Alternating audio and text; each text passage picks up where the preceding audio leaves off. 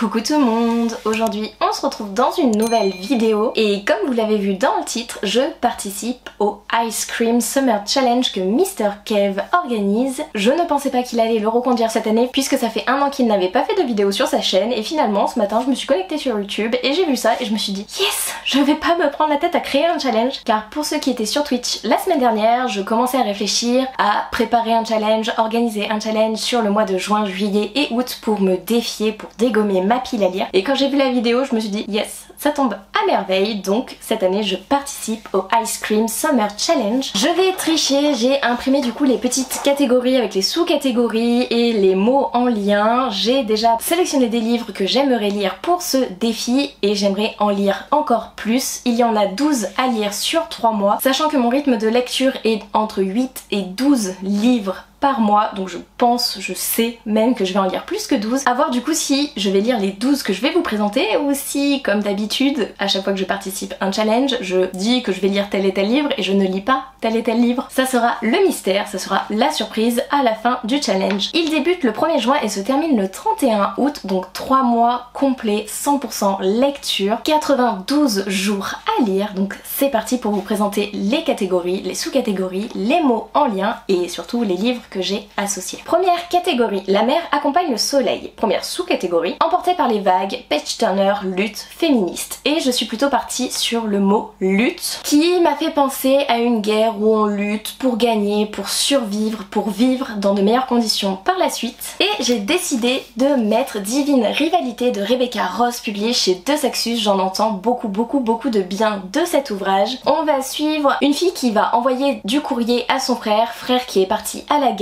Elle ne va pas avoir de réponse et c'est ce mystérieux jeune homme qui va lui répondre. Elle le connaît plus ou moins, elle le déteste et un petit lien va se créer entre les deux. Il va répondre à ses lettres, au début en se faisant passer pour son frère, mais par la suite elle va voir que ce n'est pas son frère qui répond et se rendre compte qu'il y a anguille sous roche. Donc voilà, j'ai hâte de le lire. Aucun dieu, aucune guerre ne pourra les séparer. Voilà, je vous lis les petites phrases de personnes ayant lu le livre. Si les histoires avaient un parfum, celle-ci sentirait le thé noir, les rubans encreurs d'une machine à écrire et cette épice si addictif appelée Enemies to Lover. C'est l'autrice de Serpent and Dove qui a dit ce commentaire. Un début en fanfare pour une nouvelle série magnifique et romantique. Rebecca Ross tisse ses histoires d'une manière si vulnérable et délicate avec un style qui lui est propre. J'ai adoré ce livre et c'est l'autrice de Belladonna qui a écrit ce commentaire. Donc j'ai hâte de voir ce que ça donne. J'adore le jaspage. Je ne sais même plus comment est la couverture en dessous. Oh, j'avais oublié que c'était si beau. Oh, mais là aussi, quand les livres dorment dans ta pile à lire et que tu redécouvres des choses,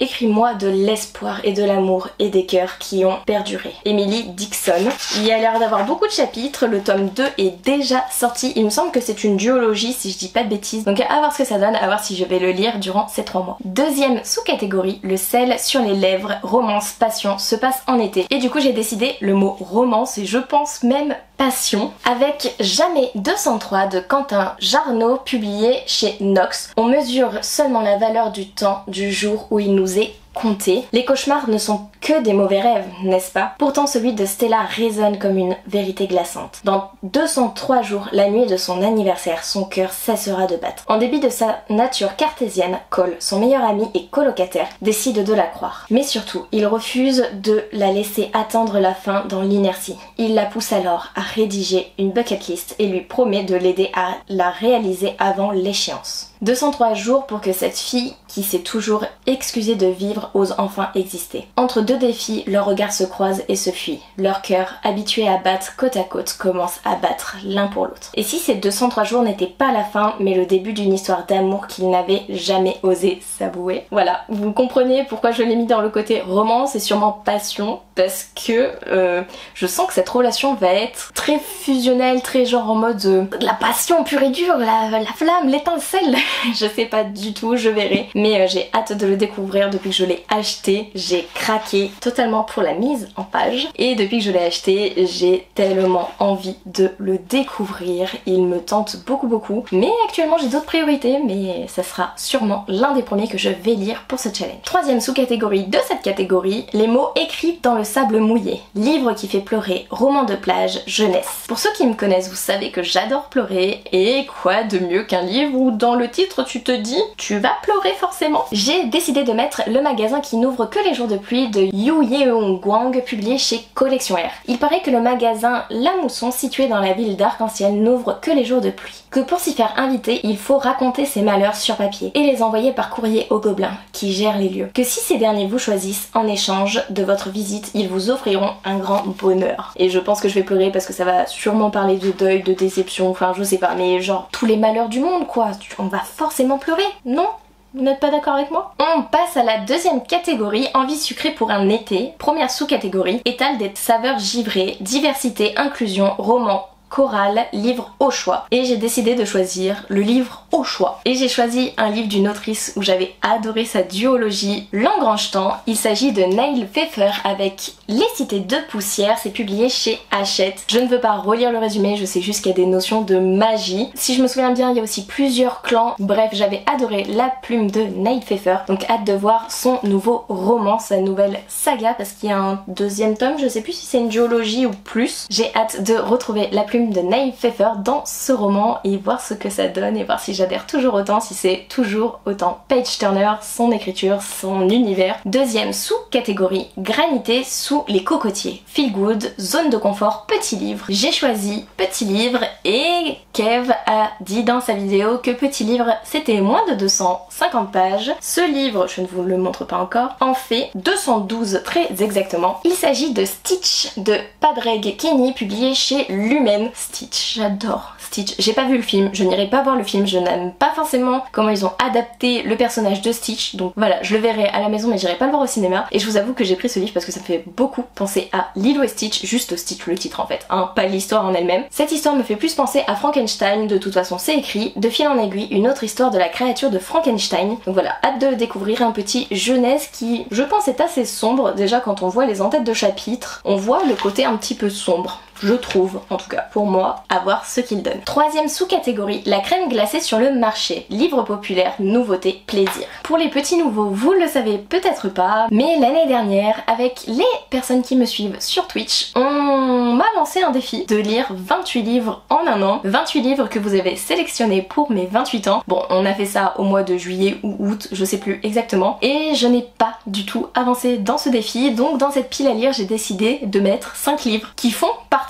de ce défi là. Comme ça on va faire d'une pierre deux coups, vous en avez déjà vu un, c'était Divine Rivalité, et voici le second. Donc j'ai décidé de partir sur livre populaire avec Sinner de Marissa Meyer, publié chez Pocket Jeunesse. Oui, je ne l'ai toujours pas lu. Il a été publié en 2013. Ce livre a 12 ans, je ne l'ai toujours pas lu. Donc c'est une réécriture de Cendrillon, arrangée avec un peu des notions de robotique, si je me souviens bien du résumé, je ne veux pas le relire. On va voir ce que ça donne. Je me souviens que j'ai rencontré l'autrice, que je l'ai fait dédicacer, et je ne l'ai toujours pas lu. Je l'ai rencontré quand d'ailleurs? Ah, j'ai pas la pastille du SLPJ, parce que je me souviens que c'était au SLPJ. Et ben j'ai pas la pastille. Mais ça fait plusieurs années que je l'ai, qu'il attend, et ça serait peut-être temps de le sortir, non? Pour ceux qui l'ont lu, vous en avez pensé quoi d'ailleurs? Troisième catégorie, mystère des nuits chaudes. Première sous-catégorie, les grillons chantent nos secrets. Thriller, animaux, mystère. J'ai sélectionné un livre que mon chéri m'a offert ce mois-ci, et il s'agit de celui-ci, A Language of Dragons, désolé pour mon accent pourri, de C.F. Williamson, publié chez Big Bang. Il suffit d'une étincelle pour allumer un brasier. Un premier roman incontournable et une nouvelle voix unique. Une fantaisie épique pleine de rebondissements, de trahisons, d'identités secrètes et de romances clandestines, slow burn. Voilà, à voir ce que ça donne. Ça va être le premier livre que je vais lire avec des dragons. J'ai affronté la nuit de Marie Réplin, mais je l'ai pas encore sorti, donc techniquement ça va être le premier que je vais lire, à part si je lis Affronter la nuit avant. Je ne sais pas, on verra. En tout cas celui-ci me fait beaucoup envie. envie, il me fait de l'œil depuis sa sortie. J'adore l'objet livre, mon chéri a trop bien choisi. Parce que je lui ai envoyé la couverture, mais je lui ai pas dit que je voulais le Toc Toc ou le classique et il m'a choisi le Toc Toc. Donc on valide. Deuxième sous-catégorie, rêver sous les constellations. Fantasy fantastique, espace, ambition. Et là je suis plus partie sur l'espace. Avec un troisième livre qui fait partie aussi du challenge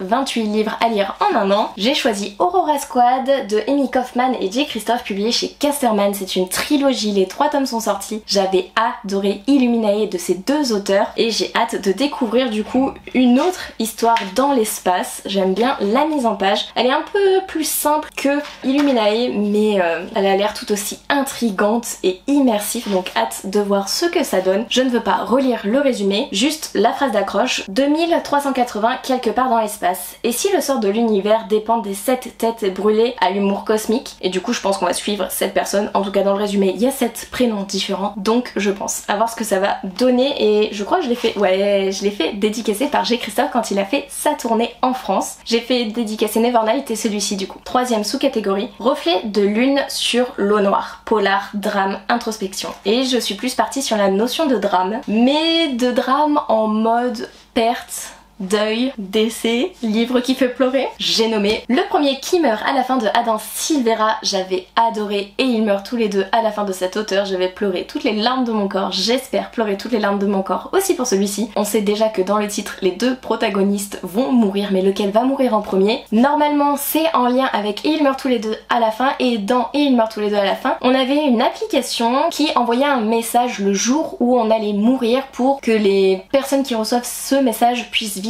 à fond leur dernière minute, heure, seconde, journée, parce qu'on ne savait pas à quelle heure exactement on allait mourir. On savait juste que par exemple on allait mourir le 29 mai, mais on savait pas si c'était à minuit 1, à 1h du matin, à 4h de l'après-midi, à 20h le soir, on ne savait pas, donc on profitait un maximum. Et dans Et ils meurent tous les deux à la fin, 2 jeunes garçons se sont rencontrés et ont vécu leur dernier instant ensemble. C'était vraiment touchant, poignant. Dans ce livre j'ai eu l'impression de ne pas assez profiter de la vie, de ne pas faire ce que je voulais, parce que c'est vrai que c'est pas parce que on est jeune qu'on peut pas mourir, on peut mourir à tout moment. Oui, petit moment de tristesse, machin, mais c'est vrai, on ne sait pas quand on va mourir, on va pas forcément mourir à 80, 90 ans, 100 ans. On peut mourir avant, et ce livre m'a fait me rendre compte qu'il faut profiter de la vie, faire ce qu'on aime à tout moment, ne pas se brider, ne pas se braquer, ne pas attendre un instant précis. Non.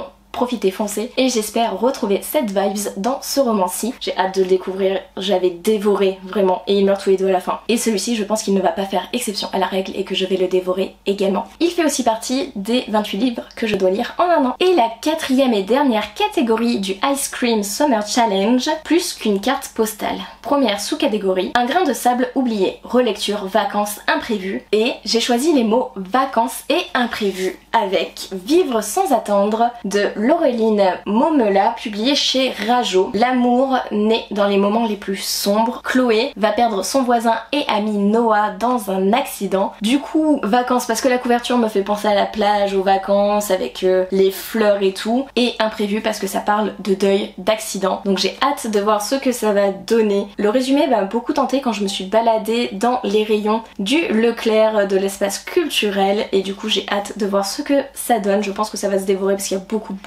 de dialogue à l'intérieur. Oh, il y a une mise en page aussi avec des bulles, genre des messages et tout. Hâte de voir ce qu'il va donner. En tout cas, j'en ai déjà entendu beaucoup de bien. Deuxième sous-catégorie, des rires dans les souvenirs. Humour, nostalgie, insouciance. J'ai décidé de choisir le mot nostalgie et je suis plus partie dans la nostalgie d'avoir adoré cette série qui à la base est un livre qui m'a brisé mon petit cœur à un moment, mais on m'a dit que ce personnage n'était pas dans le livre, donc d'ailleurs ça m'a un petit peu déçue et freinée dans la lecture de cette saga. Il s'agit du roman Les 100 de Cass Morgan, publié chez Collection R. Il fait également partie des 28 livres à lire en un an. En gros, la population vit dans l'espace parce que la Terre n'est pas vivable et viable, et du coup 100 personnes ont été emprisonnées dans le vaisseau parce qu'ils ont fait une infraction à la loi. Sauf que les vivres du vaisseau commencent à diminuer, ça va pas profiter à tout le monde, et du coup pour faire un peu de tri en quelque sorte, 100 jeunes vont être éjectés du vaisseau pour voir si la Terre est vivable et viable. Et oui, ils font d'une pierre deux coups les gens du vaisseau. Et il s'avère que la Terre est de nouveau vivable et viable, et on va suivre ces 100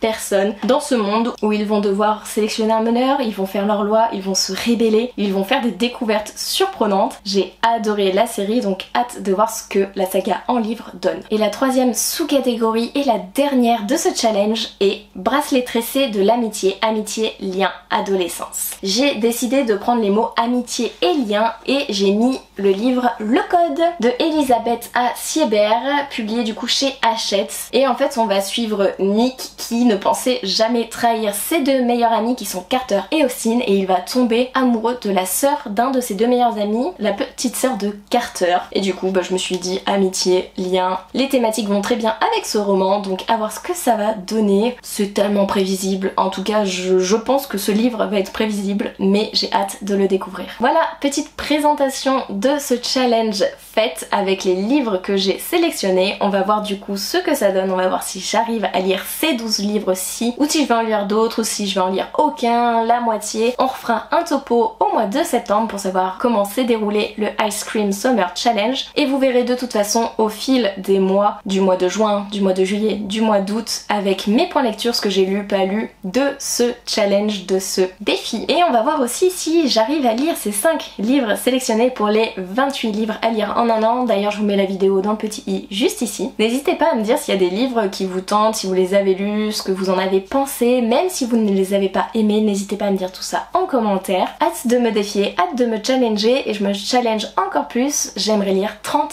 livres en 3 mois. Est-ce que je vais y arriver ou pas selon vous? N'hésitez pas à faire vos pronostics en commentaire. Je vous laisse, je vous fais des bisous et je vous dis à une prochaine vidéo. Bye!